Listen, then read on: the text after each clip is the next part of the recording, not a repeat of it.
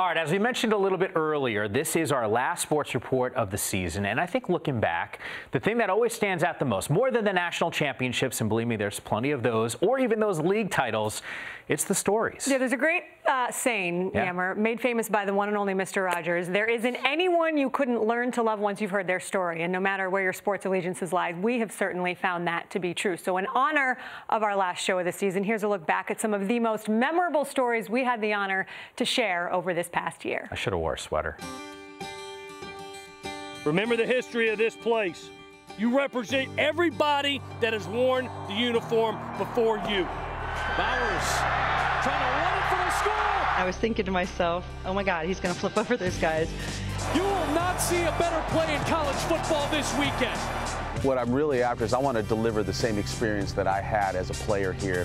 I grew up in Lagos. Lagos is the most populated city in Africa. I just always believed that I was going to be successful, and I found myself here, and I thank God for that. So what was it like to sign with Arizona as the first openly gay football player? It's going to be amazing one day where it's not a shock, you know, but I guess there has to be a first everywhere, right? And I said, look, man, you are who you are. We still want you. You know, we want you to be a Wildcat, and I'm excited about recruiting you, and I'm excited about you being a part of our program.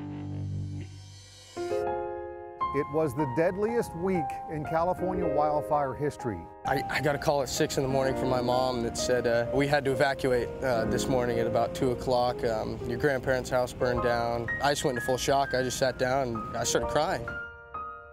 Hopelessness. It's one of the worst things somebody could feel, and that's literally what I felt. There is an injured player on the ground. It's Robert Paler of Cal. It's hard to explain that feeling in your bones of just, these are the terrors of this earth that I'm living right now. Everything I do is hard now, just to get out of bed or get in bed. You really have to be determined and have that athlete's mindset of, you know, I'm gonna go to the gym and I'm gonna get better. I've been through a lot. I mean, we went to a refugee camp for a long time. It was this moment of panic, like, is everything gone? Everything I've worked for, I have to do it all again. It's important that we bond with the community of women who are in our sports.